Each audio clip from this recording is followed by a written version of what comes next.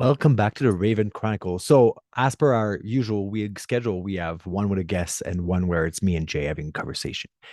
Today is the one where Jay and I will have a conversation, and it's my turn to decide a subject that he has no clue what we're going to discover and what we're going to actually visit in this case. And in this case, it's about truth. What is the truth?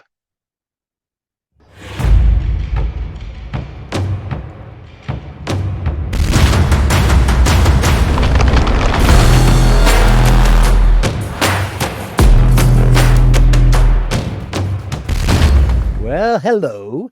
I mean, it's great because when those comes, we always throw a subject to the other one, and when we have no freaking clue what's gonna come. Also, thanks to Toby from being in Mexico in a Mhm. tropical storm. So Yeah. shoot, man, what is the subject today? Okay. The subject is truth. What kind of truth? Well, we're going to find that out. So I'm going to read you a quick definition of truth, and then we're going to go into, I think probably it's best if we start off with what truth means to each other, what truth means to us. Okay. And then I think we can kind of expand outward from there to include, greater truths in society and truths in Yeah. kind of in every facet of life because I think so much hinges on truth. I think we're Yeah. we're deluded right now in falsehoods all over the place. So, Mhm. truth is the property of being in accord with fact or reality. Mhm. That's kind of like the basic definition from Wikipedia and from But that's the the dictionary. objective truth, right? Well, so it depends on how you break that down, John. But yeah, like there's a difference between subjective truth and objective truth, and that's a whole philosophical debate, right? Yep. Your truth might not be based on reality, but it's still true to you. And so is it truth in that at that stage or is it not? So how about you start off with telling me what when you first hear the word truth, what does it mean to you? Something that is real, something that is realistic, that's something you can be proven. It's a black and white for me, Okay. right? Um, so uh, let's use that example, okay? Especially with the time of political times we have right now. Hmm. Um, it's like saying, well, the Russians are the bad guys. That would be a personal truth. That would be an opinion of truth Right. because it's putting everyone in the same basket. I That's don't right. believe that every Russians are bad or every Americans are good or whatever that is, right? Allies or enemies and so on and so forth. Because if you will look at it with a third perspective, we have two person at the top who fight each other, which the bottom person not necessarily want to fight with the other bottom person. Hmm. So when you take a step back, what I mean by truth is, okay, well, the earth is not round, but it's not flat. That's the truth, Right. right? The sky is blue because of XYZ reason, right? That's a truth that is provable, right? Right. I'm not talking about a truth of feeling base. I'm not talking about a truth of um, like the other one that we can look at is subjective truth, which is in a total different one, is which is the feeling one. It's the what it's based out of, like I see something, it's my perspective of that would Right. become your own truth, right? Yeah. um Now the really slim line in the sand with this that becomes very interesting is if we think about that's an objective truth, right? um then a murderer is not necessarily a bad thing. Well, yeah, because now yeah, you're getting into sort of like what is really true, what is really real, right? Is murder Mhm. really bad? Well, maybe somewhere else in the universe it's not. Well, sacrifice was a murder and was seen for so long as a good thing, as an Yeah. example, right? Yeah, human sacrifice you're talking about, right? Yeah, of You course, you're Yeah, right. yeah, yeah. Yeah. So, this is what I mean by it So is a murder is a very subjective truth. it Yeah. is, right? Although it's a subjective truth that is seen across the world mostly. Like, I would say majorly seen as a bad thing to do. Mhm. But it's also seen as a good thing when we talk about self-defense, defending your country, so on and so War. forth, Yeah. war. But is it And this is where like you have to remove the good or bad when you say to go to war, right? Mhm. Because you cannot say I'm going to kill for the good. It doesn't make sense. Yeah. So you need to remove the feelings and being more objective. If we don't win, they will overtake XYZ reason, Yeah. right? So now it's not coming to the reason is not about murder or taking in the life of someone, the breath of someone, or whatever you want to call it. It is about the outcome of it. So we have to kill to protect. We have to kill to not be overtaken, um, and so on. So if I would go back to my own truth, it's something that is tangible that I can prove, and so on and so forth. Which, when we link to the subject we had recently, which is religion or fate, makes truth very hard to deal with. Mhm. Yeah, well, that's the difficult thing about truth that you're hitting on, John, is that truth almost always seems to have sort of two sides like a coin, Mhm. right? Something can be true subjectively and also be true objectively if you look at it. So, murder is, like you said, generally considered evil. That is true. Mhm.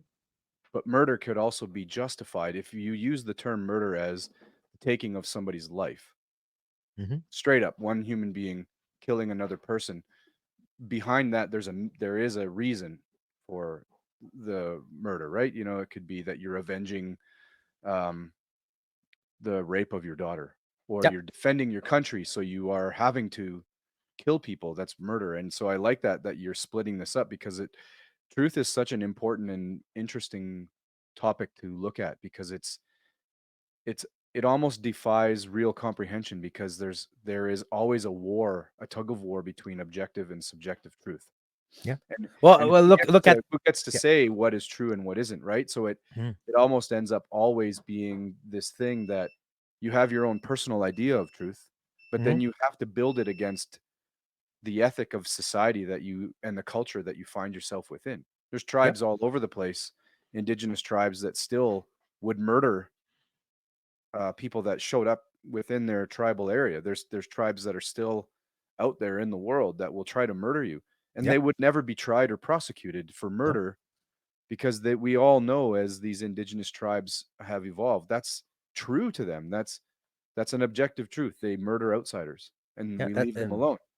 But yeah. if somebody walks into your neighborhood, you don't get to murder them in Canada, because the culture and the ethic that is built into this society is such that murder has a totally different sensation, a totally different meaning. So why I brought truth up is because we can go in so many different directions, but I Mhm. want to see how we can unfold truth in a bunch of different ways and maybe spark a deeper conversation down the line, because Mhm. we could probably go for hours and hours on this. So I like that we're splitting this already, objective and subjective truth, and then we're going to have to get into what that means on a personal level and what you do about truth.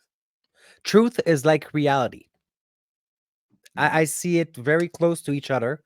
Um, and by that, what I mean is, well, I could say my reality is this, and your reality is this. The rest of the reality of the world is actually that, which is three different things.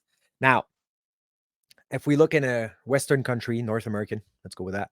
Um, the reality and the truth that is given to the population, in my own knowledge, is not real and is not truthful. Right. Okay. For millions of reasons, protecting people, right? Mitigating crisis. It could be control of political aspect, economy control. It could be control of population, right? So they don't go into rioting everywhere. And it is also to create crisis. So we have the two hand as well, like you said, right? The two sides of the blade. You have to create crisis and to not create crisis. Hmm. So if we look into our old jobs, which is fine, always funny to say, Well, it's yeah, it's an old job now, right? And we're yeah, done with them. So yeah. The truth that we have right there that you and I have seen is not the same truth or true that the rest of Canadian necessarily see, the reality, yeah. right? Yeah, Because because I their think reality, you're at, just to Yep. clarify, you're using the word reality like truth Yep. in this thing, Yeah. right? Yeah. Yeah. So I Yeah. agree. Yeah. Because in this case, they're the same. In Hmm. this case, those two words are the meaning is the exact same thing, although the two words mean totally different things. Um, because those things are those setup that we have as first responder, military, and so on, are set up so we live in a democratic country. Okay, and I will put quotes because we're still called that, but shows differently. Although the job that we chose have a very socialist way of dealing with things, Yep. right? The military works for the freedom and so on and so forth, but I can tell you that my rights were really boxed in the Yep. military, right? Not Yep. allowed to leave on the weekend without having a leave pass, which you have to be approved to leave, and you have a certain amount of things to do, and so on and so forth. And they have to tell you you're getting moved across the country. There's recourse to battle it, but again, it's pretty damn slim, Yep. right? And we can keep on going with inflicting to your body stuff and so on and so forth, right? That is vaccine, that is medical aspect or whatnot. That's the truth of a person who serve. Right. Meanwhile, the person who's not connected with whatever's going on there at home have a total different truth. So Hmm. if someone comes to their life and say you have no right to do this, no choice, you're going right, well, there's a panic because now you're forcing someone to do that. Yep. Meanwhile, the people who protect you lived in that type of life, right? Because same as policing, you're not dealt like a normal person in the street. Yeah. Yeah. There's a big double standard, There's a standard. which Yeah. create a different form of living, which means that the truth of your life, right? The reality, the real effect on your life, again, they kind of intertwine in this case, is totally different than the rest of the world. Yeah. I've got a story to share about that, about truth and reality, because Shoot. we're there right now. So my wife is in healthcare. She has Hmm. been for many years, and I was in the policing world for 2 decades. Hmm. And we saw the same people in different ways. Hmm. And it was an interesting dichotomy because we kind of clashed in this way. Um, and what I mean by that is she was in the physiotherapy department at the hospital doing physiotherapy. So she would often have patients Hmm. who were also my quote clients, Yep. where I would see them at their worst, you know, intoxicated on alcohol and causing abusive situations, or I would know a truth about them Hmm. that was hidden from the rest of society because of the confidentiality of the policing world, where you don't Yep. go around telling everybody, "Oh, that guy's a pedophile. This person beats his wife. You know, that person deals drugs." Those are truths that police officers know that are hidden from the rest of the world. So Yep. every so often, my wife would say something to me like, "Oh, I met this person, and they are so lovely. They are just an awesome patient." Meanwhile, I know that their criminal record and the things that they've done, Hmm. crimes against humanity, make me define them as not a good person. Yet my wife is seeing a version of reality that's totally different. So herein lies the interesting thing about truth, because now we're right back at truth is subjective. Yep. The reality of a police officer or a serviceman in the military is that there are specific standards that are well above the threshold of what a common citizen would have to abide by. Hmm. In addition, there is a reality that is revealed to you when you serve. You Hmm. see the dark, this is sort of cliche to say, but the dark underbelly of society. You live in the dirtiest corners of life. That's all you deal in is the yuck, Hmm. is the treachery and the misery and the constant, assault and abuse and violence and death.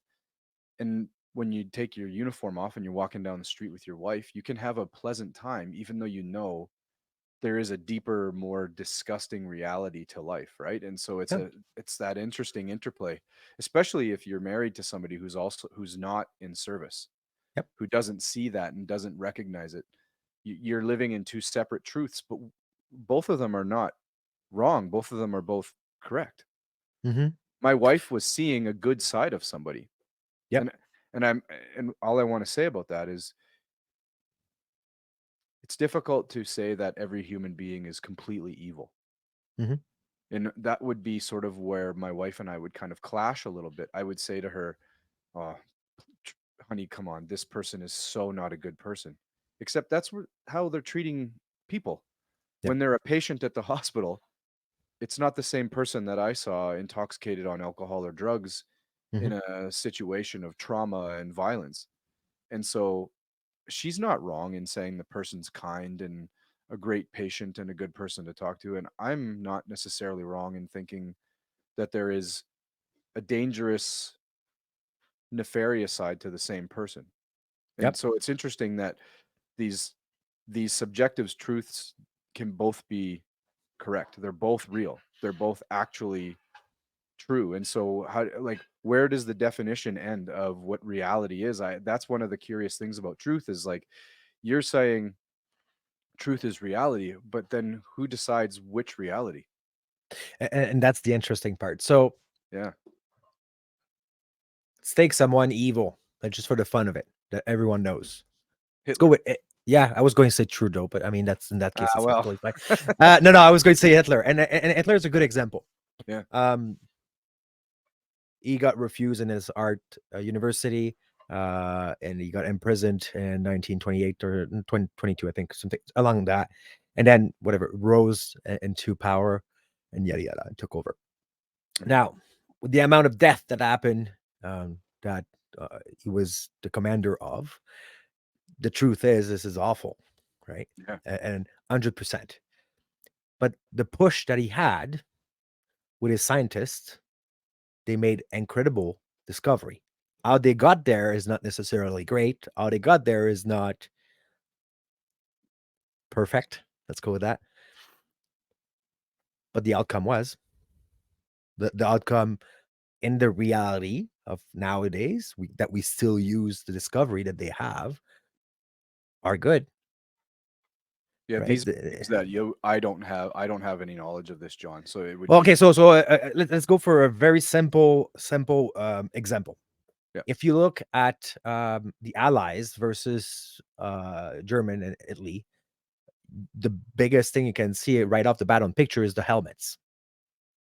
Okay, as simple Yep. as they have like a kind of the Allies are like a weird bowl of soup upside down. Yeah, yeah. Um, the Germans have the helmet that we currently have. Hmm.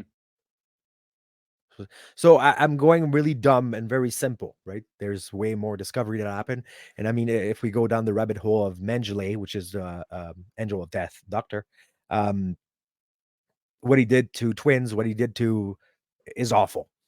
Oh Okay, yeah. I'm not saying that it's good.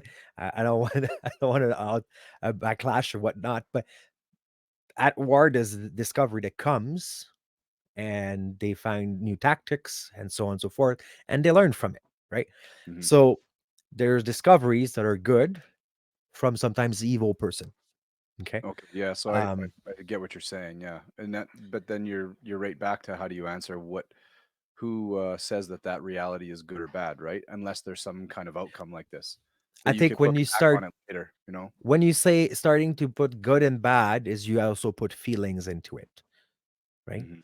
Um, because in a society, me taking, let's say, the life of someone who's dear to you will affect you, and probably the first thing that will come up is not a grounded answer. It will be a feeling answer, right? So your feeling will drive that you are missing that person. The person was dear to you. Therefore, my gesture is wrong. Mhm. Meanwhile, I was defending myself, Right. right? And we see that in the news all the time. Oh, that person got killed or shot by a police officer. They were so good.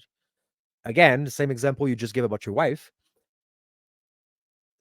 What we seen, meanwhile, was totally the opposite. And there's some, I mean, and we can go for like we can use example of movies, right? Where you have some of the American Psycho. Mm, great movie. Everyone thinks the guy has it all, right?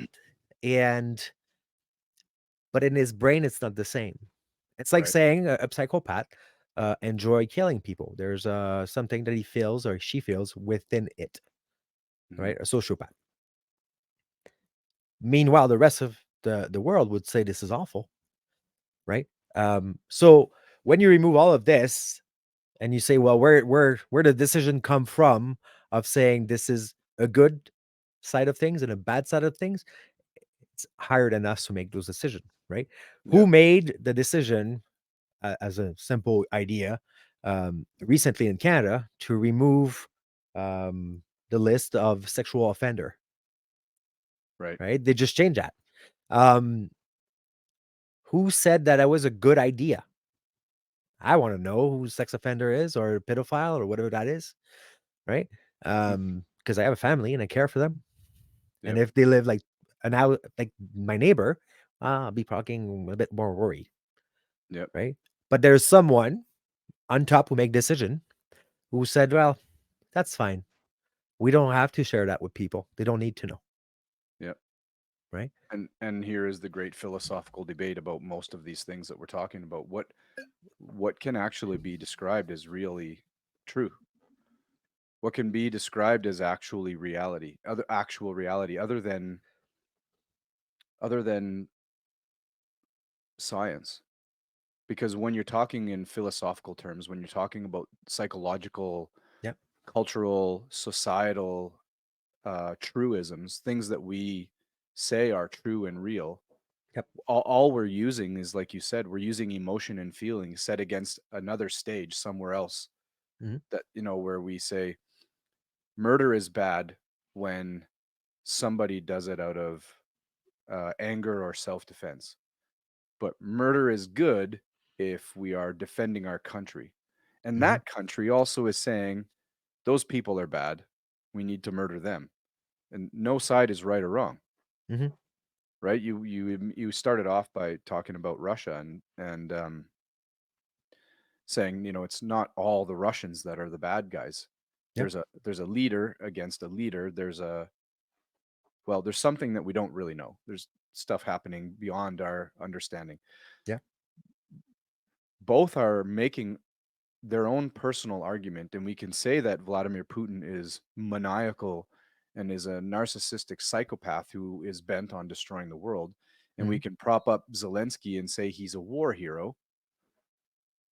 But both sides are making a personal or a, a decision based on them actually believing something to be real. 100% subjective. There's Hmm. no You can sit back and say that Russia is the evil one in this, Hmm. but like you said, it's not Russia as the borders of its country and a word that describes that area and 95% of the people living in there. Yep. It's based on what we get from the media and what we see in the conflict and more things than we can even understand. And so So the what best we way to be fed. careful. Yeah, exactly. And what we're fed might not be the truth and might not be Hmm. really based in reality. And that's the difficulty. You Yep. know, um, I So find the it other very way to find the truth is looking into history. yeah, you're right. I think history can be a good benchmark for what should be true. You're right. Yeah. So Yeah. we talked about and when we did the religion one, the fate um, podcast, we talked about suicide, right?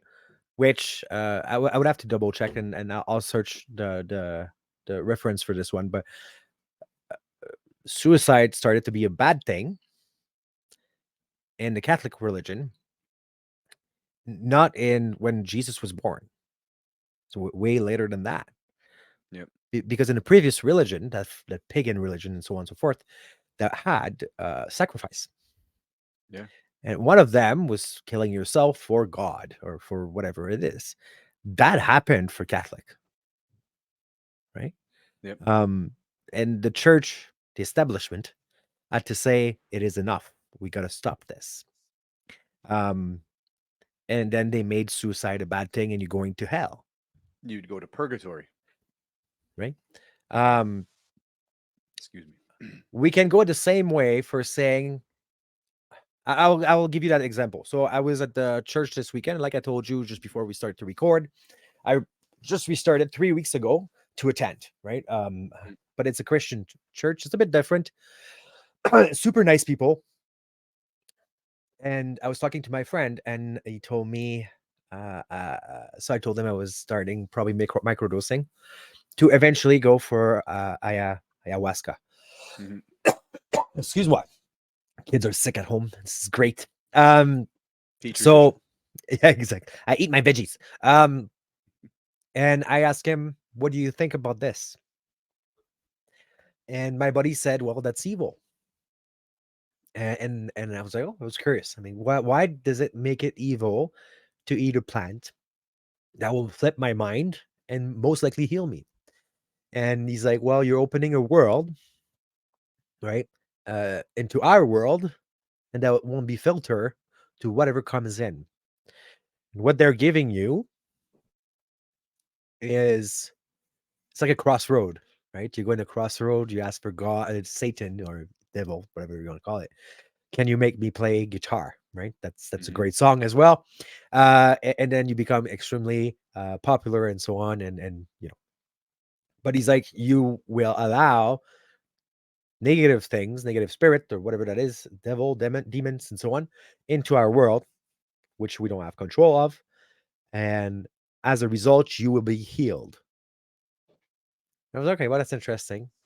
Because I'm like, what tells you that this tangent in this other world is a bad world? It's like saying if we have UFOs, aliens who comes in contact with us, they will be bad Mhm. necessarily. Why would they immediately be bad people, It's bad just it's a entities? subjective truth, right? Yeah. Exactly. And it's a fear truth, Probably based on xenophobia and tribalism. maybe. Why would humans create the initial and immediate idea that aliens from outer space would be evil other than we evolved to be fearful of things that we don't understand? Hmm. Right? The word Now, alien doesn't mean from outer space. The word alien means foreign or yep. foreigner, right? Okay, so extraterrestrial. Did you rather that? Oh, yeah, no, but Yeah. Yeah. all I was saying is that's once again only a subjective truth, not based in any reality. Because until Mhm. aliens or extraterrestrials actually do show up en masse, so that we're not deluded in a small group of people saying you've got to believe. It's like literally they're A coming bear. down in Independence Day style and either screwing shit up or making contact with governments, and it makes headline news around the world. Yep. That's when I'll be like, okay, that is objectively true. Mhm. Aliens are here, man, because I can turn on every news station and I can go on any podcast, I can find anything everywhere, and everybody's believing the same darn thing, right? Then Yep. if it's mass delusion like that and it's a global thing, so be it. But that would be what I would consider an objective truth, whether they're shooting and killing us or they're making contact with us in a peaceful way. But right now, since we're talking about aliens, Yeah, yeah, yeah. uh, The door is open. it's another subjective truth, Uh-huh. and we keep coming around to that with everything we're discussing. So I wanted to take truth in a few other directions, Bring it. and this is why the I'll just tell you the reason why I chose truth myself. Okay. I find that truth is the place where the individual can either where truth is where the individual can grow. Truth is Okay. where, and I'm talking subjective truth. I'm talking when you look in the mirror, when you think about your own life, you think about the things that are happening in your existence, in your world. Yep. That's your personal truth. And if you look at that, you probably know that there are certain things about you that you're living that are a lie, Mhm. right? So my truth and the way I do things and the reason why I do things is different for somebody else who would say to me, you don't drink, you don't smoke cannabis anymore, you eat really healthy, you exercise all the time. you're a loser and that has no bearing on my life and that is not based in my reality. Yep. So here's that, that's that thing about truth. Now, does that mean that the person who's a couch potato, who's got 100 pounds of extra weight, who drinks and eats McDonald's fast food all the time and doesn't exercise is right? I would say probably not, but Mhm. for them subjectively they are. And there's an interesting balance there. Truth to me is when you look at yourself and you accept all of those certain things that scream at you that they're lying, that they're falsehoods, and you take action against them in order to become better. And that's what I was initially thinking on with truth. And that in itself seems to be subjective, but we can look out at society, John, and we can see what is probably true and what is probably false. But I think you're already what you were on your self truth, right? Yep. Um, I want to add up something there, and since we touch about mental health every time we speak, Yeah. I'll touch it there because I don't know for you, but I know when I started to be very sick, I uh I can tell you that my truth of being paranoid, my truth of being hypervigilant, my truth of feeling I was going to be attacked was false, Hmm. right? Like it was not real. Yep. So this is where it becomes very dangerous. Someone who's schizophrenia, someone who has Alzheimer, someone who has dementia, their truth is not real, Right. but it is for them, Yes. right? Yes. The fear comes when they realize that what is going on is not real. And I don't know for you, but during the recovery aspect, when my truth, I realized that it was not real. Number one, it was a relief. Hmm. I'm not gonna get jumped in the middle of a street here because I'm shoveling snow. The chance that that happen is so slim. Yep. Um, and so on and so forth, right? Um, now let's go in that realm of mental health because it's very interesting. Yeah. Yeah. Um, so how you call that? The borderline personality disorder. Hmm. Now, there's a lot of people who function extremely well with it. Hmm. Jim Carrey being one. Jim Carrey has borderline personality disorder. It did affect at some point his job when he could not remove himself from a personage. You see the same thing with the guy who did the Joker. Heath Ledger, I mean, who Yep. ultimately took his life because of it, or Mhm. suspected that's why. Yep. Yep. So, but the thing that you see often with borderline disorder, borderline personality disorder, is they feel like they are in a movie constantly, Being right? watched or Being watched, being um and it's extremely interesting because for them that is the truth, yep. right? Um so when we ask ourselves what is the truth, the question that I have to ask you is what makes you feel better? Your truth or the actual truth? The truth Hmm. that is the same for everyone, right? Yep. Because we're in a society right now where um you can believe you are a cat, and if you don't have people who call you cat or whatever that is, um, then they're infringing on your truth. Yep. And then you can pull out whatever hate speech. Fuck, there's so many things with this, but the question I have is we became politically correct. And I'm not going in politics. I'm just saying the term. And that came up to no limits to what the truth is. Right. We remove that, right? The Mm. truth used to be this, Yep. right? The truth remained that you got to pay your bills, you got to do this, you got to do that, and so on and so forth. This is, as a person, we have to fulfill those boots. Yep. And then we jump into a world where, well, what if I don't want to wear those boots, right? Um, when I sat, and I always have that example because I find it funny. When I was in my course of policing, there's that guy we had to wear. I don't know what you had to wear for uniform. We wore our shirts, the Calgary police shirts with kind of cargo pants, Yeah. millions of pockets everywhere. Great. So we were not seen as cops yet. We didn't have the red line on the side of the pants, but we were the trainees. Mhm. And there was that guy who said, "This is so awful. How we look, blah blah blah blah blah blah." That was his truth. The fact of the matter of it is, it doesn't matter if you think it looks good. That's what you have to wear. Yeah. That's That's the your truth. reality. That's the That's truth. the reality. That's the truth that your job told you. You got to wear this. There's no feeling attached. There's nothing to it. Hmm. But now, is subjective true, like you said, was that, oh, it doesn't look good, Yeah. right? That in his head. So, should we follow what's going on in our head, or should we follow what is black and white? And because right now we're in a pendulum that swings so wide into whatever you want to feel, you're going to become.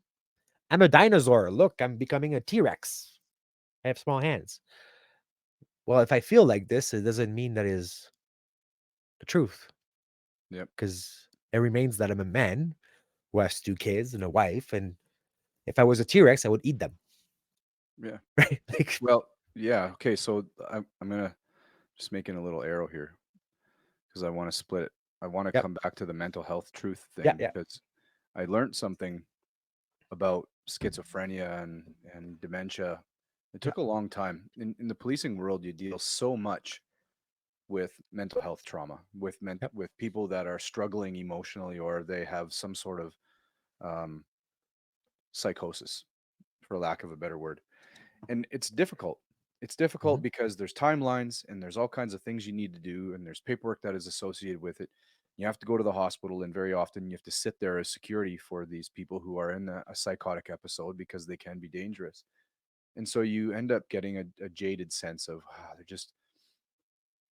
they're psychotic. They Mhm. don't see reality for what it is and they just need to be like sent away and put away. But when you deal with somebody who's under psychosis, who's in a mental state, whether it's like bipolar disorder, where they're at their manic phase Yep. and they believe that their reality is like they're a superstar, or you're dealing with the schizophrenic who is seeing demons or whatever. Yeah. This is something that took a long time and many years for me to learn until I had an epiphany with a woman that we dealt with all the time. And it was a recurring thing where she would see like these evil spirits trying to get her and she would have these moments of uh, psychosis that were terrifying. And she called the police right away, wanting Mhm. us to come and help her. Well, there's nothing to like. The reality is, for everybody else that's not her, this person, the Yep. reality is we all kind of generally see reality as there's no demons, there's no monsters around. This is all in your mind. This is all because of the disease you have. And so that's what we treat them like. That's how Mhm. we go to them. And that's what the words we say. You say, hey, you person, I don't want to say, I'll just use the word Helen instead of her real name. Helen, there's no monsters or demons. It's all in your head. And Mhm. the epiphany was finally, after many, many years of being a policeman and finally learning this lesson, I went to her place. I was the first one in. I knew her from high school. I had dealt with her so many times at work. And instead of using the same shtick, I Mhm. finally said something like this. And I'm not saying I'm special, it just happened and it worked. I finally said something like, Jenny, sorry.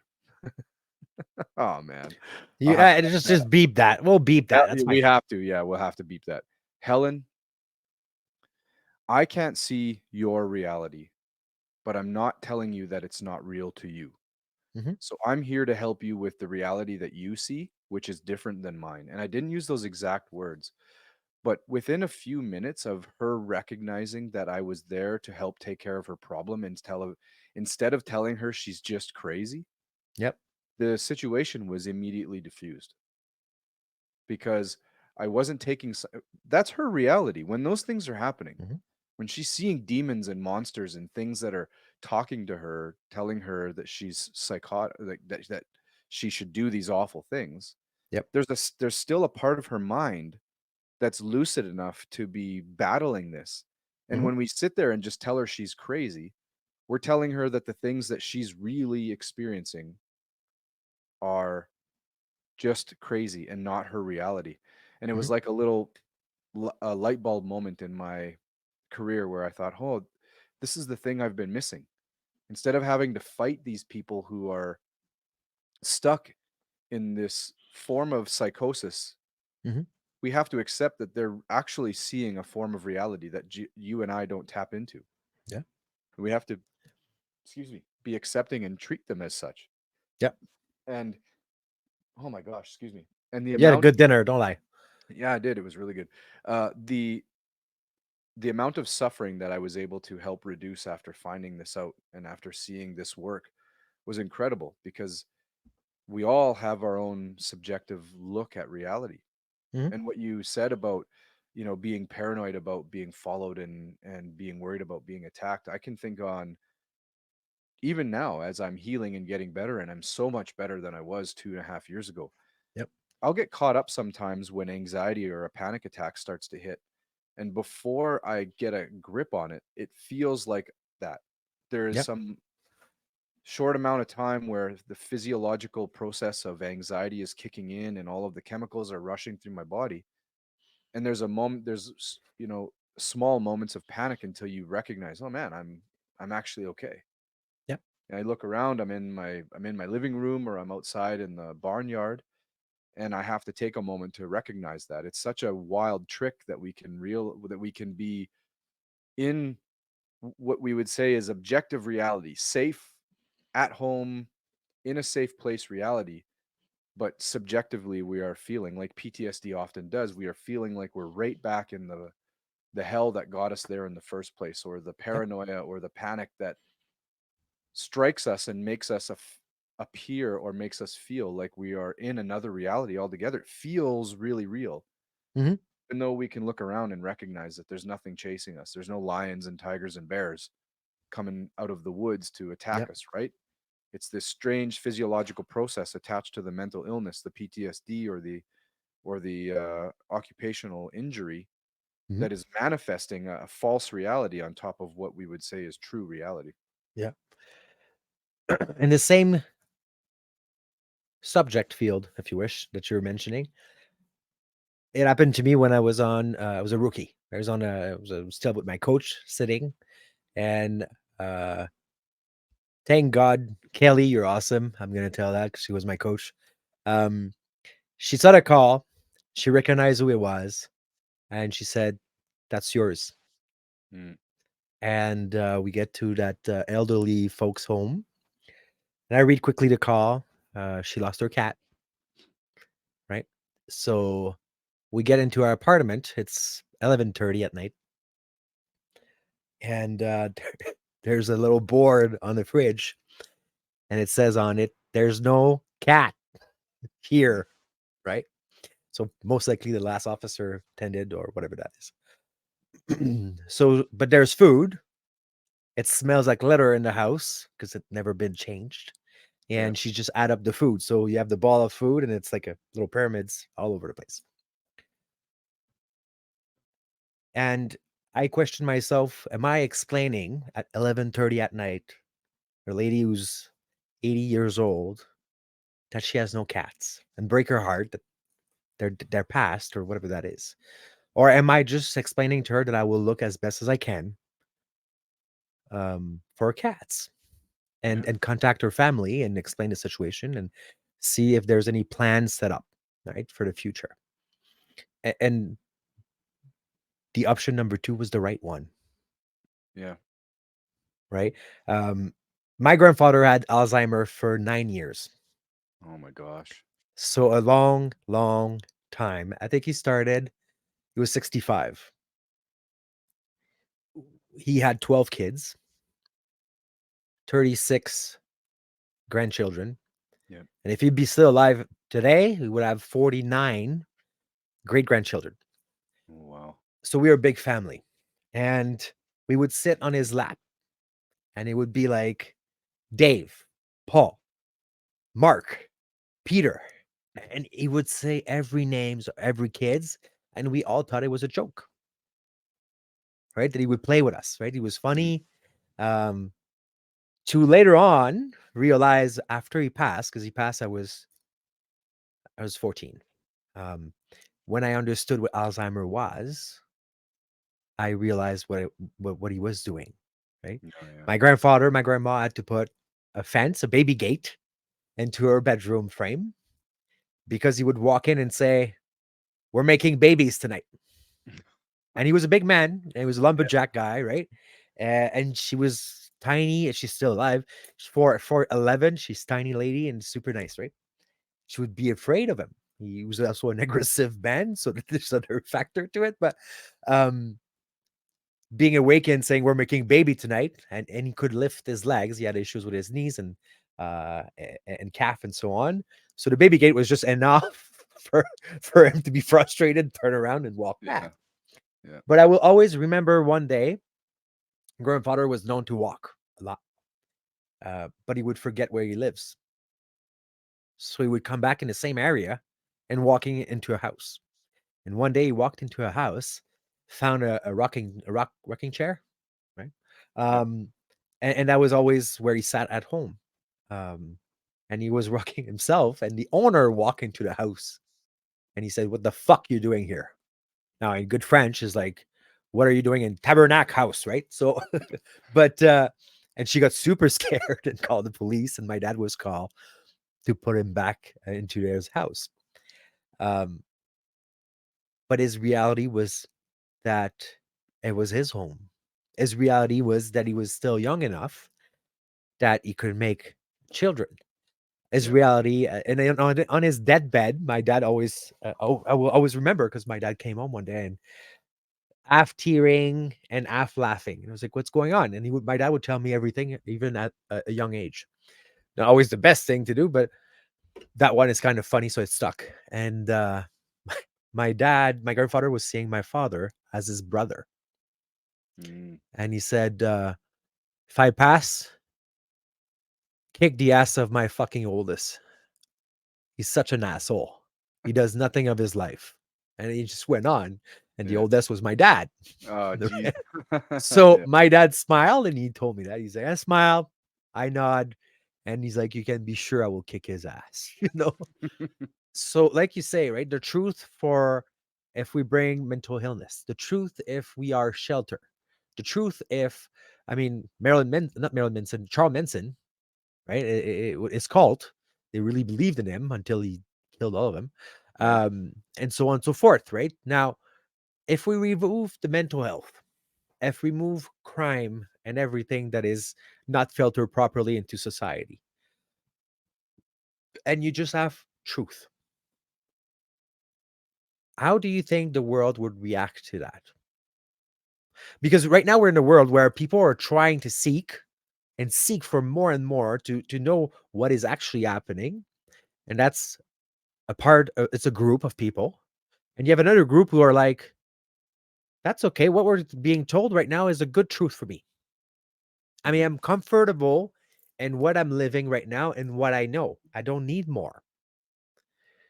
It's like saying, because we said it at the beginning, our old jobs, right? Yep. Well, my old job did not fulfill me at the end. It got me nuts. So my old job, I did what I had to do there to learn. Yep. But that's not the truth for everyone. There's some people who will stay in the same job for 40 years and still find something new, or being fulfilled with just having what they learned there and still remain there. Mhm.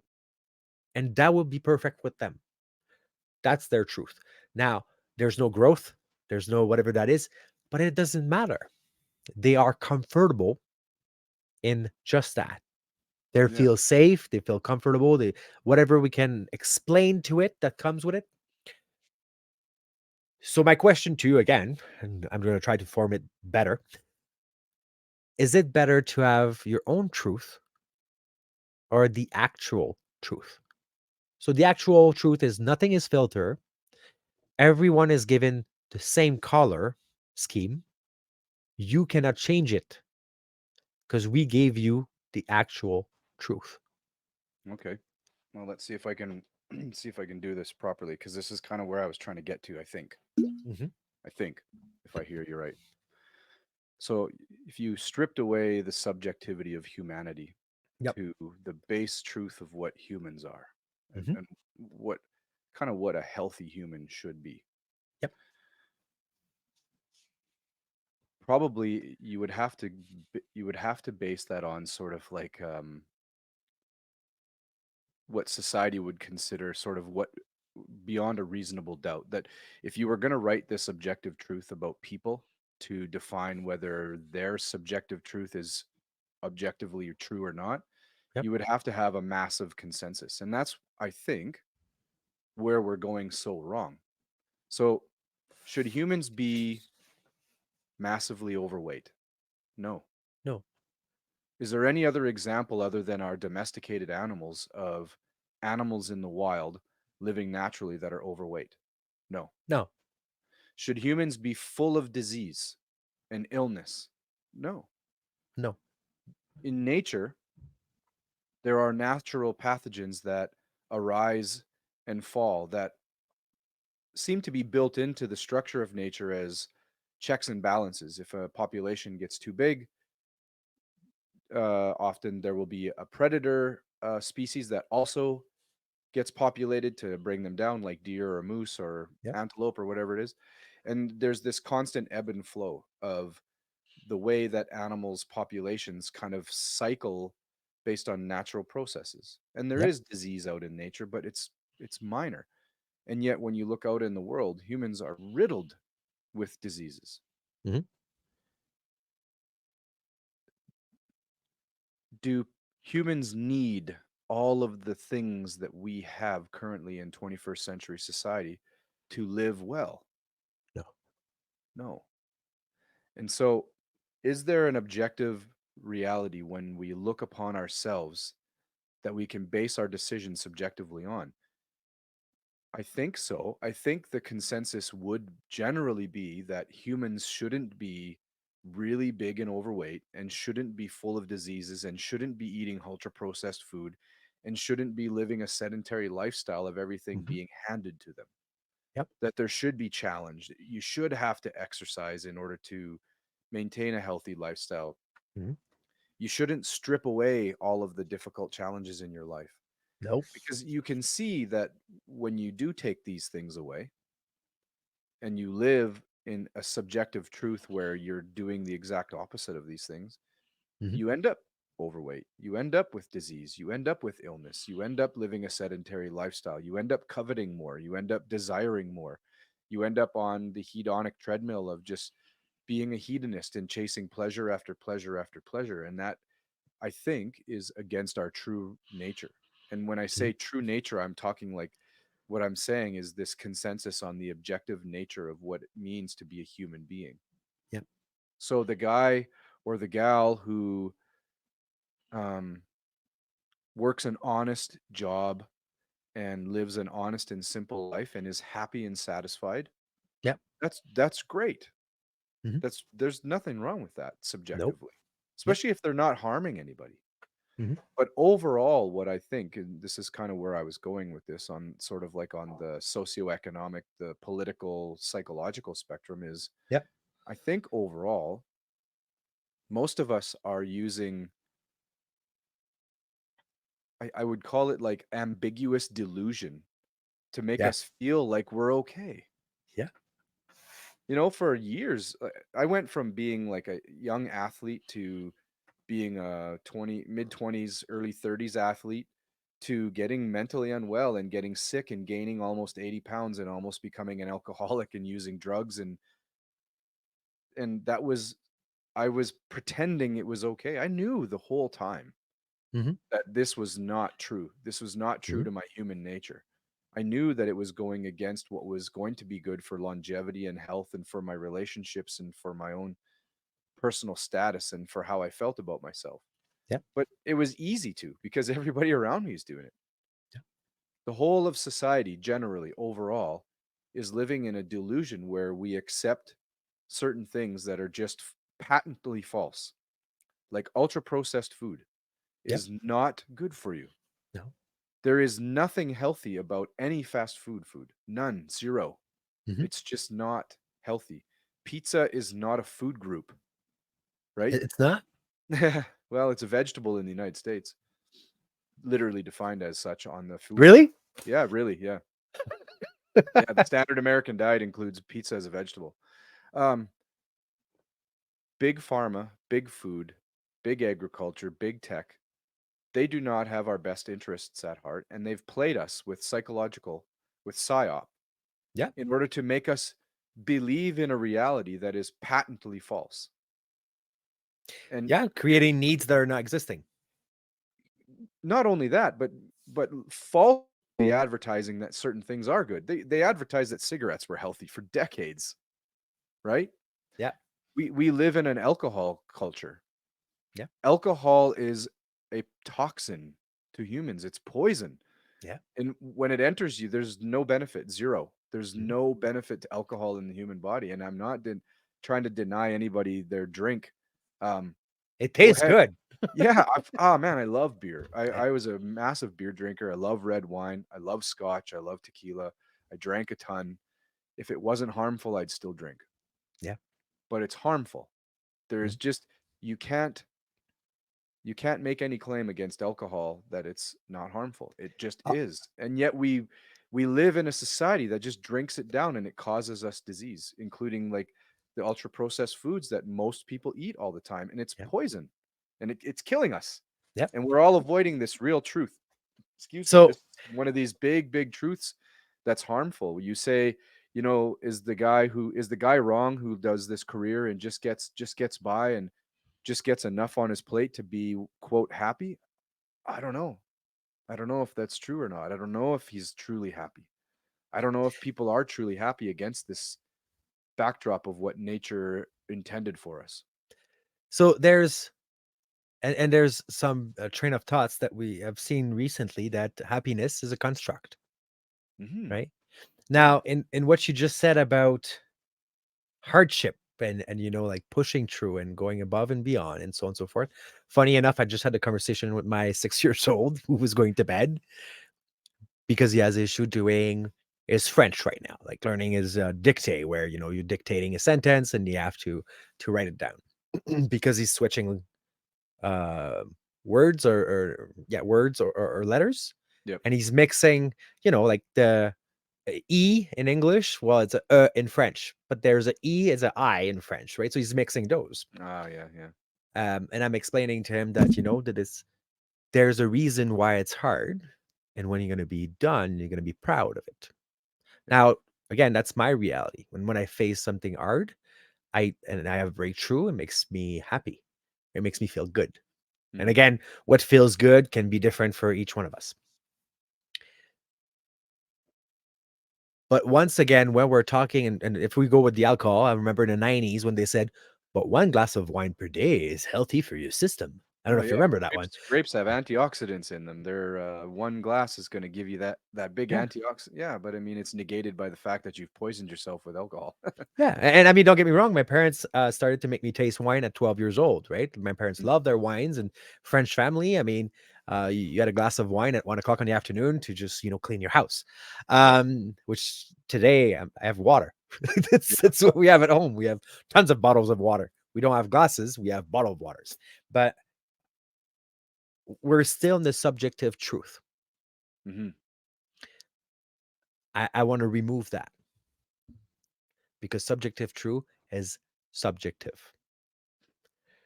So it depends on each person. If you go to objective, it becomes black and white. Yeah. So I think that's what I was trying to kind of the picture I was trying to paint is that we're deluded by subjective truth. Yeah. Yep. So it's, and again, I mean, I've gained weight when I left the military. I got sick. I didn't have 80 pounds, but I had 40 pounds. Hmm. Excuse me. And it was not healthy. And I did not find myself feeling good, if you wish, with my Yeah. body, with what I look, but how I feel as well. And we entered a world where being fat is beautiful. Mhm. Once again, I don't care if you're fat, if you're small, whatever, medium, or I don't care. But the problem that I see to this is we're saying that it's okay and it's Mhm. LT. That I have an issue with. Yeah, well, Now, yeah, it's not a that's question about truth. It's a question about lies. We're giving lies to society, and the reason behind it is what I would like to know. yeah. And we can go on a conspiracy theorists just to protect ourselves for a long time. Um, but I don't want to. Not tonight. Next week. Mhm. Uh, Okay. but No, but um, I think there's a non-conspiratorial answer to why, like you've touched on it multiple times, these political definitions that are changing against what we thought was the backdrop of reality forever. yeah, You know, the binary system of male female, yeah, that up until very recently nobody thought fat people were good looking. no, There you could not There's not a magazine printed until very recently, and gosh, I don't mean, the truth offends people, and I always put this caveat, I don't mean to offend. Well, unfortunately, when you speak open truth, you're going to offend certain mhm, people that fall into these new definitions that are being brought forward by new policy and new politics that's happening, you know? yeah, You couldn't find an overweight, obese woman in a bikini in a magazine that was designed to promote, quote, what we thought is, quote, beauty.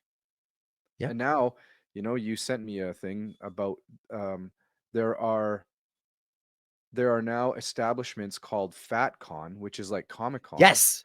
where morbidly obese people go to talk about what How it's they like got to, that way? yeah, and to establish a community around them where they feel safe and where they feel comfortable because they think that it's beautiful to be that way.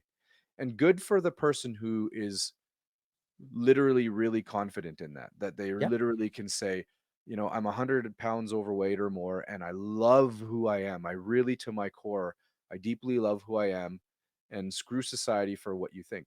Awesome. Hmm. I do wish that person well. Yeah. But if you are 100 pounds overweight, you are on the precipice of death. Hmm. You're going to get sick from it. Yeah. And the more people that are jumping on this, it's okay to be fat because fat is easier than being fit. Yeah. It's just truth. The bigger of and you know, this is, I'm just sort of building the blocks of what's true here. Yeah. The more people that are falling for that definition, the more people that are getting fat without keeping themselves in check, the more people are in the healthcare system, and the more people are putting a drain on the budget for the healthcare system. Yeah. Right? You could build this up on almost every single level of all of the things that we have to, by law almost in certain places like in Canada, accept these things that are patently not real. They're not true culturally in society, and what we have historically held for literal millennia as Hmm. true are now being flipped on their end because of neo, what I think some people call is like neo-Marxism or neo-progressivism, where this thing is like everything is just a subjective definition. Everything is just Hmm. a creation of society. The male female binary thing based on genitalia and genetics is nothing more than a creation, and that's why we must accept the truth of all of the people that are coming up with the various genders in this ideological political movement, where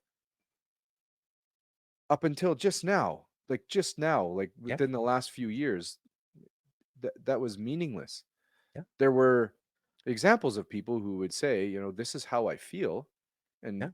good, we can accept you for how you feel. Hmm. But that does not mean we change the definition of what is objectively true. Yeah. We can accept a person for how they feel, and we can work with them to make sure that they live a good life and give them opportunity and acceptance and love for how they are mentally, Yeah. emotionally, physically. But I don't think that we should be changing the objective truth definitions because of neoliberalism, because some people are hurt or offended by what has been considered this objective truth, this black and white truth, John, that you're talking about. Yep. And that is one of the big struggles. I split off your talk to mental and political, so we're in the political sphere here.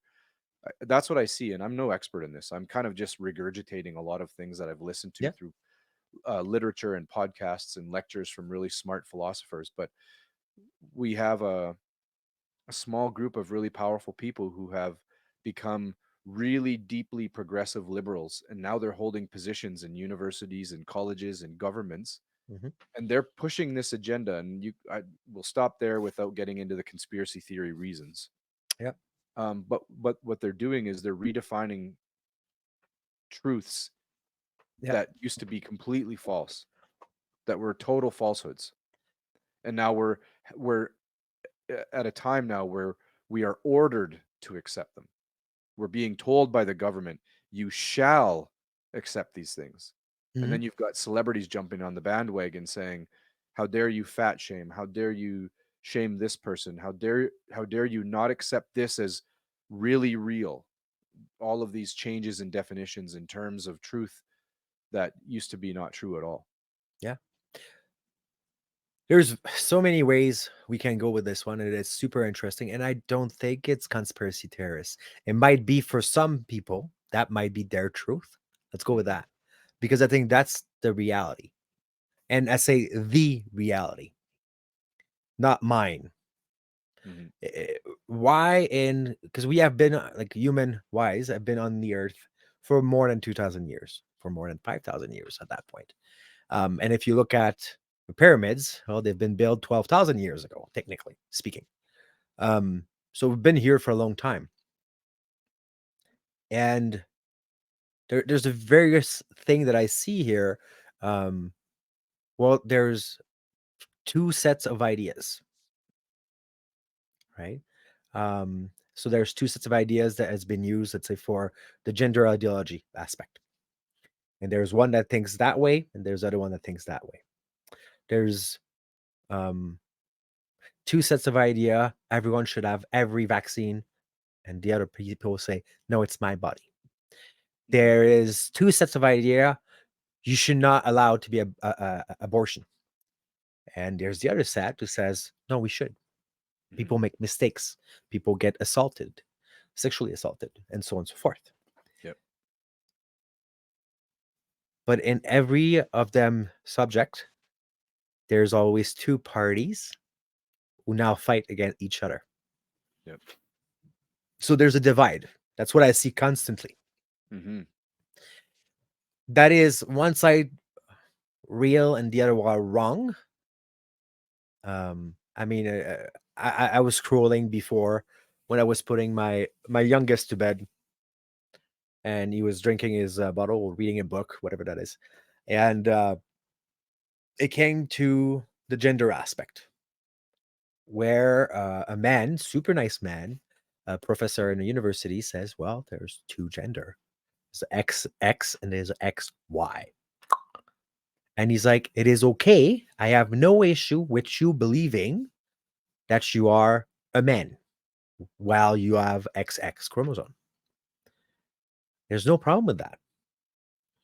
But you cannot force me to get into your illusion or disillusion. Yeah. You cannot force me to do that." And I think this is where the problem comes. I don't care what you think you are. I don't care you think you're a cat or you're a tiger in the Siberian life. And actually you live in Canada and there's snow. That's the reality.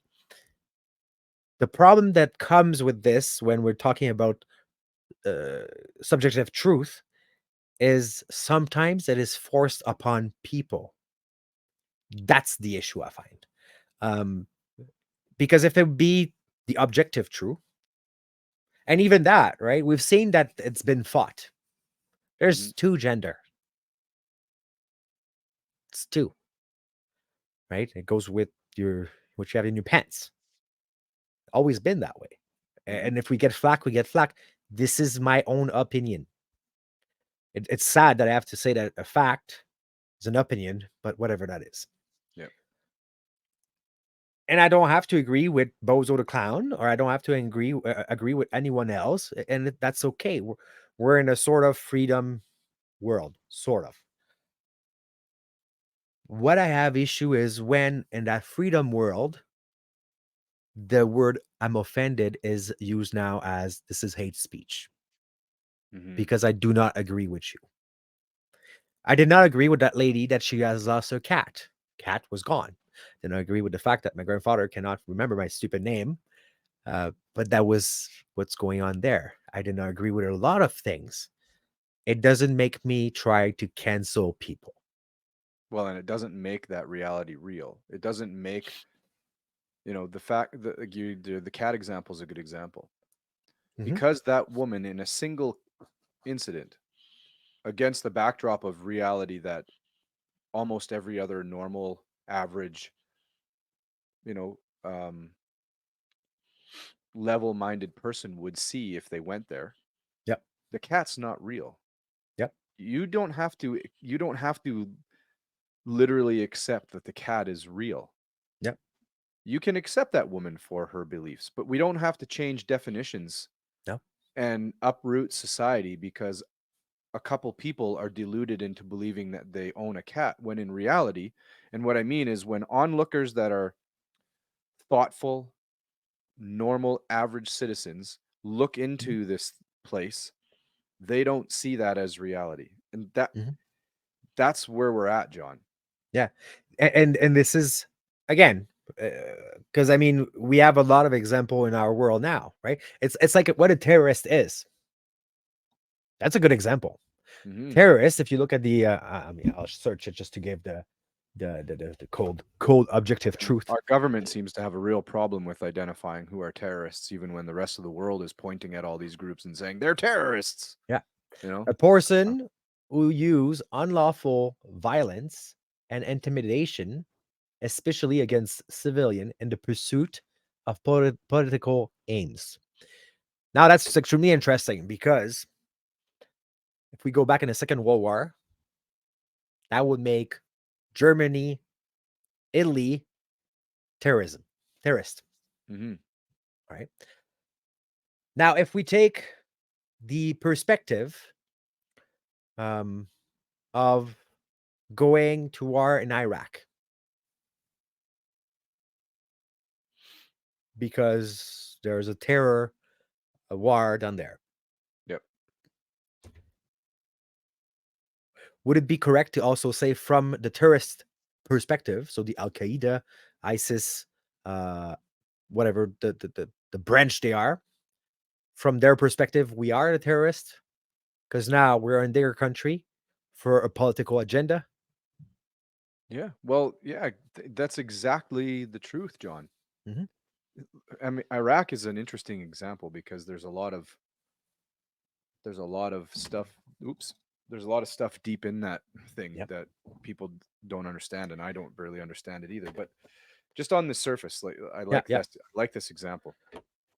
So Iraq is operating under a specific way, and that's Mhm. how it always has. For Mhm. that region has been under civil unrest for thousands of years. It's been Mhm. in the Middle East. It's been conflict after conflict, religious war after religious war for literal thousands of years. Yep. It's been unstable and basically like at Bronze and Stone Age level forever. Yeah. So I mean, who? you look at where Canadian were deployed. I don't even know if they're still deployed there, but Erbil, which is one of the oldest city in the world, Yep. has still a fort in the middle, and it was battle, and I could look into it for the fun of it, but for so many tribes, so many countries, so many or like organization, if you wish, to get that, you know, the castle, temple, whatever that you have in the center. Uh, so that's an example. There's so many, I guess, rain that overtook that place. Now, who was the bad guy? Yeah. The winner, or the loser? Because Yeah. technically, from the perspective of the loser, they'd overtake my house, It's a great and the winner example. is like, we won. Yeah. Yeah. England is the British are a great example of this. Mhm. They colonized the entire planet over years. Yep. The greatest or worst accomplishment based on who you are, the greatest or worst accomplishment in human colonization were the British. Now, to the Brits, what they did was incredible. They had the most modern technology, they had the most modern philosophy and math and science, Yep. and they had built up this idea that their form of religion in the Roman Catholic Church was the one that should be spread across the world because it was the true word of God. Yep. That's not false in their eyes. That's true to them. Yep.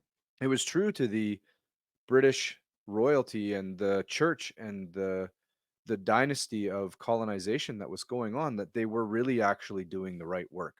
Yep. And yet when they come to Canada and they're dealing with indigenous natives that are on North American soil that had been living a specific way, Yep. were living true to their cultural way, Mm-hmm. they were terrorists, man. They literally terrorized Mm-hmm. and caused genocide and a whole host of other terrible atrocities against humanity in their own self-interest, which was true to them. Mhm. So here you go, like we just keep coming full circle on this all the time, and Yep. that's why truth is such a deep philosophical debate, and why we find ourselves in hot water all over the place, because we're taking what was defined as objective truth in lots of different places, and we're redefining these words and these terms and these old historical ways of existing and coexisting with one another. But going back to nations across the globe, Mm-hmm. if you invade a nation because you think that you have your nation's best interest at heart, Yep. you're not the terrorist. And the same goes for the people that you are invading. They're going to consider you a terrorist. Yep. The indigenous peoples of Canada, the United States, and then of course in South America, where the Spanish and the English also, Portuguese. yeah, they also did, ruined Yep. ancient societies Mm-hmm. and dismantled thousands of years of architecture to steal the gold and all the precious metals that were there. Um, that was, by your definition, those were terrorist acts. Yep. Yep. And by accounts from indigenous peoples in North America and in South America, it was a form of genocidal terrorism, Mm-hmm. right? And I don't have any problem saying that out loud and accepting that colonization was a form of terrorism. Mm-hmm. Now, there's nothing we can do about it now. No. But what we're doing is we're having an open, opinionated discussion on truth. And I love that you brought this point up, John. It really makes a lot of sense. And I think people should give pause to recognize that if you hold a belief true inside you, especially if it's a political one or a national one, Mm-hmm. where there's a national interest at heart, or at minimum, that there's an identifiable group who has a personal interest, they're going to believe that their argument is true against Yep. your belief. Yep. And should there be some compassion built into that, that we all kind of fall within that we all have a definition of truth that's going to come up against somebody else's? I don't think we need to have compassion for it. What we have to have is being open to conversation. Okay. Again, I don't have to be have compassion towards um whatever they went through or whatever they're going through and so on and so forth. But I have to be open to hear. Yep. I like And especially nowadays, and we talked about it in every damn podcast. Why? Because that's what we are having. conversation. Conversation. Yeah. I don't have to agree with what you say. And even what I just said, because I went to Iraq, right? Kind of feel fucked up in my mind, Hmm. right? Like I was going there to protect and whatever. It's a peace mission that Canada said that they were doing. Yep. Um, but then I just said to myself that I'm a terrorist for if I look on the other perspective. But Yeah. from our northern, western, northwest, whatever America view of things, they are. Mm. Why? Because, well, 9/11. Well, yeah, but ISIS is not the same. Well, they're kind of the same. Well, and we can go a long, long way with this. The thing that we're missing nowadays is I think that way, so it is. Mm, yeah. And this is the problem that I have. Um, because I find it's new. It's a new thing. It's been like this somehow on some subject, but now we're in a world where everything is like this is how you should think. Yep. And there is a problem to this because this is not progressive. I love the idea, and I mean, on the multiple ways of talking, you could say I'm conservative, multiple ways. But there's some ideas, liberal ideas, are very good, Hmm. and I kind of really like them. There's some of the conservative aspect that I find it fundamental, fun. Say the word for me. Fundamentally. That's it. Makes sense. Yeah. All right. For culture, for so on and so forth. Um, and with reality, with truth, when you mix it with culture, it becomes something very different, Big time. right? But Um, but how do you even get culture away from truth? I think well, you it's know. like saying the truth, the weight of religion. Why are we saying that Catholic is the right religion? Why are we saying that Muslim is not? Right? Why are we Mhm. saying that? I don't know. Buddhism is not the way to go. Why do we not preach now for, I don't know, Zeus? Because it was a beautiful idea. It made sense to me, Yeah, and or I wanted Odin. I mean, lightning as well. since we're using the Norse mythology Yeah, story of Odin and his ravens, why yeah. don't we believe in Odin anymore? There you go. Right? Because truths are constantly being replaced with other truths, and that's what I was getting at. Is like I don't think you can get truth out of culture. I think truth always sort of follows the ebb and flow of culture as it evolves. Yeah, So truth maybe is a form of mass delusion in a way, where in the country of Canada overall, if you were to poll every single Canadian that could answer you with an honest opinion, excuse me, I don't think that they would be happy with where we are right now. But I no, think they could tell you things about Canada all agree are good things. mhm, And just like you said, that is only true for us Canadians.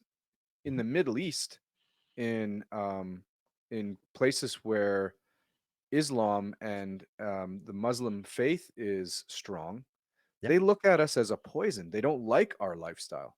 yeah. In fact, they would rather have our lifestyle wiped off the face of the earth so that they could promote their way of living. Who's right? Who's wrong? You So know? did we? The thing that I can see in this, and it's very interesting because I'm looking at what I was raised into it Mhm. with the conversation we have. I have a mother who's a nationalist Quebecer who probably vote for separating Quebec to Canada and believing that France would save us, whatever that is. Mhm. Um, and I have my father train of thought that used to say, "Live and let live," Mhm. and I really like that. I will live and I will let you live. This is my freedom goes to up to yours, Yeah. but does not infringe on yours. And we're kind of missing this. We're missing the point here. Sometimes in society that, well, again, my truth is the right side of things. Mhm. Well, again, when usually you say my truth is the right one, it's usually subjective Yep. because there's nobody who's going to contest that the sun is warm and the Right. sun warm up our the earth. Nobody will contest that. Or that water is wet. Yes. There are axioms, like there are things built into reality that are just those things that can't be contested. If you jump out of an airplane without a parachute, you will die. Yeah. right? There are Actually, no, because I mean, just Red Bull did it, and the guy fell into a freaking big net and he survived. So we cannot work with that one. well, there's nuance to, yeah. Okay, thanks, Mr. Nuance, Mr. Nuance Smasher. Yeah, there's nuance to all of these things, but basically what Yeah. I'm getting at, John, is Yeah. there is a basic reality, but I want to push against this live and let live thing a little bit, Yeah. just to kind of we're at an hour 25, and I It's think we're at fine. It's truth number fine. 2. But here's what I'm thinking. Just hear me out. Yeah. Live and let live is right here with you, Yeah. and then live and let live is here with your neighbor. But Yeah. in between you and your neighbor is a space where your truth and their truth has to meet some other cultural or societal truth in the middle, or there's no cohesion. It would be total anarchy if everybody got to create their own live and let live truth, and could live in their own pocket forever. You couldn't. You have to interact with the people around you, and in those spaces of interaction has to be some kind of cultural truth based on the spirit of the time, something that keeps cohesion and keeps people from turning to anarchy. That's where conversation is needed.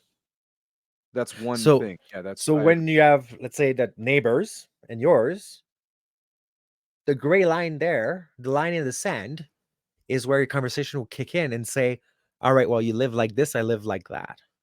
Yeah. Right. As simple as, okay, I'll give you even an easier, simple example. My new neighbor don't have um, a lawnmower. This neighbor does. They hate doing it. I like it. Guess who does the lawnmower for both of them? You. Because I enjoy it. Yeah. I'll do is I'll use the lawnmower of the neighbor because I don't have one. Cut the grass of the three of us because we're side by side, Yep. and then good, right? Do I walk on their property? Yes, because we have an agreement. Right. I cut your grass. All our grass looks good, same size, Mm-hmm. and everyone is happy. Yep. That's the conversation. The Yeah. conversation right there is I give you a little bit, then you give me a little bit. And when this, our freedom will do this. Intertwine. Accept that it's different because that's left hand and that's right hand. Yep. Right. And that is totally okay. Again, nothing wrong with this. Mm-hmm. I agree. Right. My neighbor, let's go with this. It's not truth, but my neighbor is I don't know, Jewish. So Christmas, they don't necessarily celebrate it. Let's go with that. Yep. At my Christmas, I'll give them a card. On their Christmas, they will bring me a card. Doesn't fall under the same day. It doesn't matter. It's a Mm-hmm. thought. The thought is nice. Still believe in this stuff. I believe in my stuff. Great. Let's carry on. Yep. Because we had conversation, we found a middle ground. Mm-hmm. And the middle ground made it livable. Yep. Right. What we're realizing more and more, and I've seen it as a cop, I've seen it. Military was different because we're always under the same roof. And that I like you or not, we'll do the job together. Yep. I'll probably call you an asshole a few times. You'll call me a something else, a dumb French guy. Fine. The job will be done. But nowadays in society, there's less and less of this Mm-hmm. because they don't speak. Yep. Neighbors don't speak to each other. Neighbors fight, or they find a small little thing that will bother them. Police, and if you have enough complaint, something's going to happen. Community officer is going to come, whatever the hell that is, how it works. Or you're not even going to the police route. You're doing the shitty route where you're going to do something wrong to your neighbor, which is not Yep. better. Or you just never talk to them, which is kind of sad. This is then go live in a farm and be away from everyone. Yep. Right. But if you live in society, there's a way of living. And this is why I say That's part of this truth thing. The way there is a way of living. That's the glue between live and let live. yeah, this is the Right? intertwine of the conversation where I agree that you believe in ABC and I believe in DFG. Oh, I missed a letter. No. This is how I see it. Yep. You know what I mean? And that's totally okay. So every word I'm going to say, there's no E, Yeah. right? And you're going to understand me because I speak. Well, this is a great example. I'm Frenchman, Oh, I know. right? And clearly, there's a lot of ways that it'd be easier for me to explain in French. Sure. But to have this rolling, you have to force yourself to understand with my basic vocabulary in French in English to understand my meaning, right? Yep.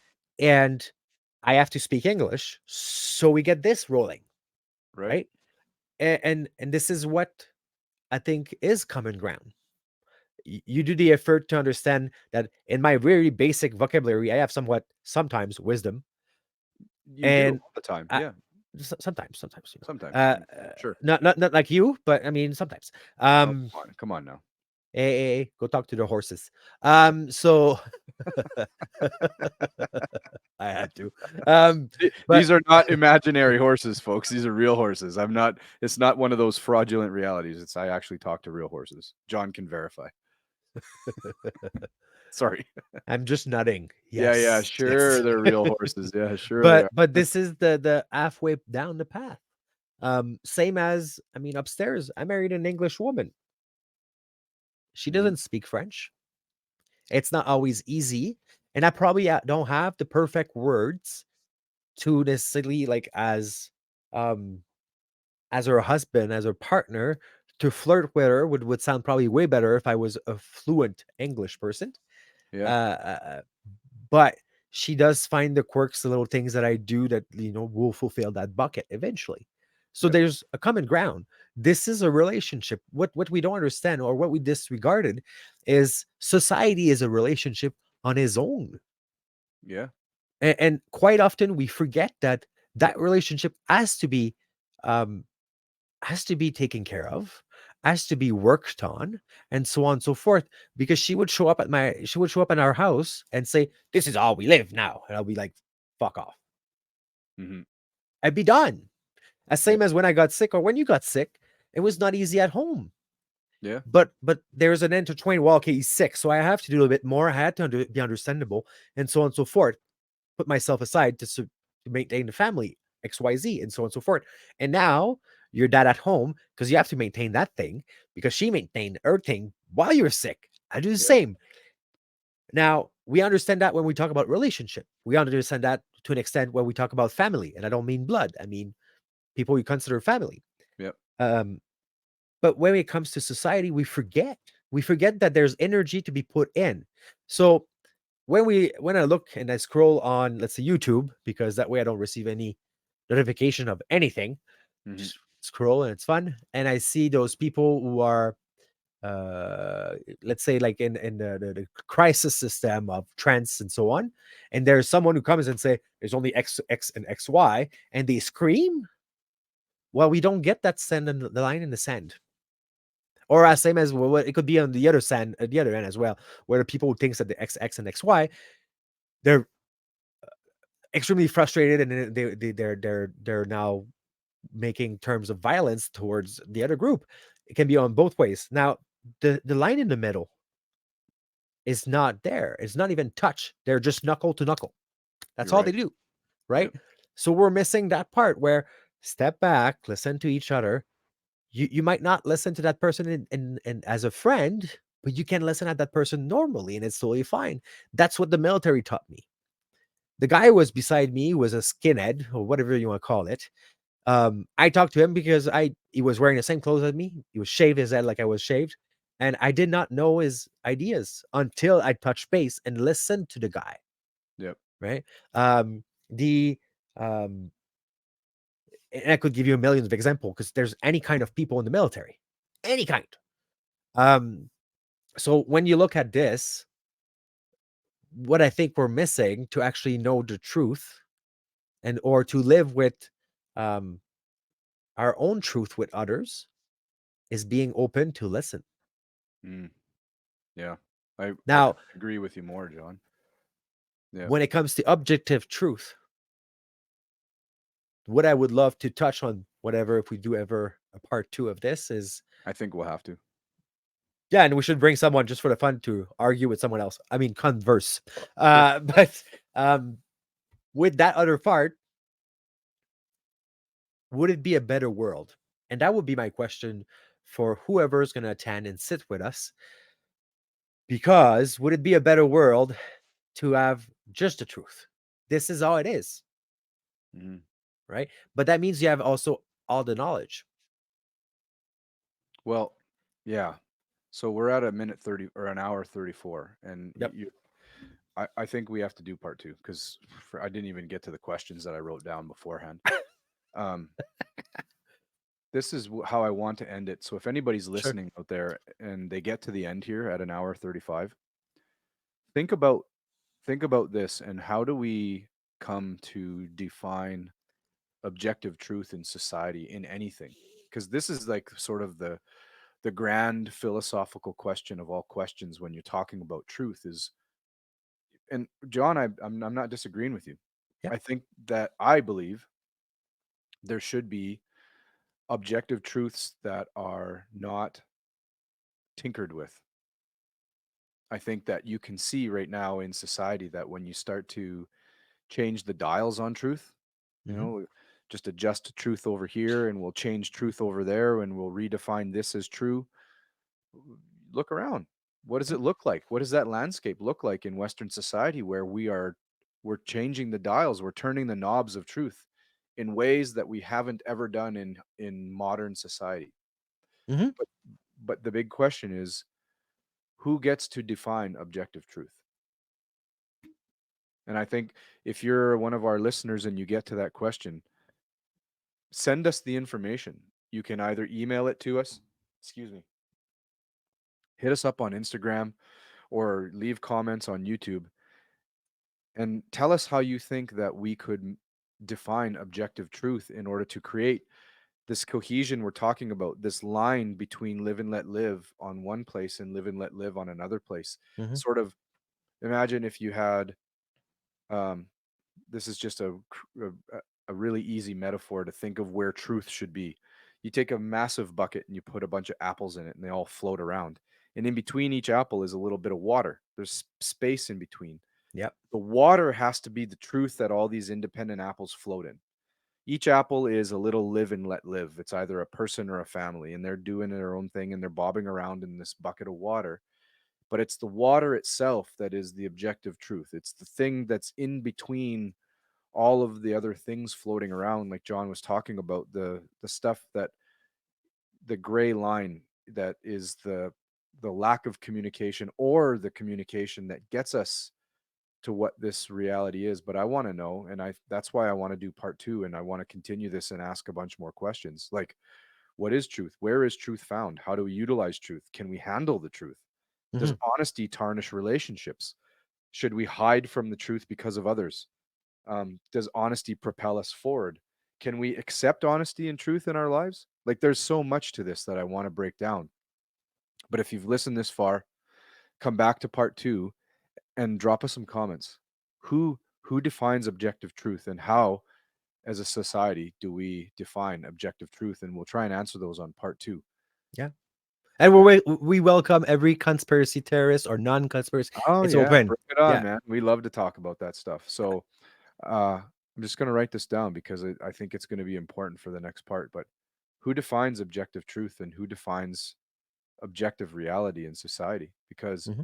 right now, what we're seeing is there's too many people with their hands in the truth pudding, and there's not enough to go around, and it's causing a lot of problems. Right? It's Yeah. like, how many captains can you have running a ship before there's too many captains and there's too many directions and there's too many orders being given to too many people, and then you have mutiny, and then you have division on your ship, and then you can't do anything and you can't get anything done, right? Yep. It's Yep. like in the military. Imagine this, and then if you want to end it, you can, but well, we should because we got a hour Yeah. 40 Yeah. Yeah. coming up here. Imagine you've got what is it, a squadron? Is that your smallest? Yep. And each squadron has a leader. Yep. We can't have multiple leaders in a squadron. Nope. The squadron leader ends up sort of becoming the objective reality. Hmm. he That person's been put there because they've proven time and again to be reliable in making decisions based on what is reality around them, such that the squadron can affect their mission. Yep. And right now, in especially in politics, mostly in politics. Mhm. We've got so many identifiable groups all trying to pull society in their own way for their own definition of what is truth and what is objective reality, that it's splintering reality into factions, Yep. and there's no cohesion. Nope. So let's end it there. Yeah. And I think I forgot at the beginning, but please, if you've made it here, don't forget to subscribe, like, share, please. Thumbs up. Give us a thumbs up, hit the notification bell, and join us again for another episode of the Raven Chronicles with Muninn and Huginn. Thank you for coming. Peace.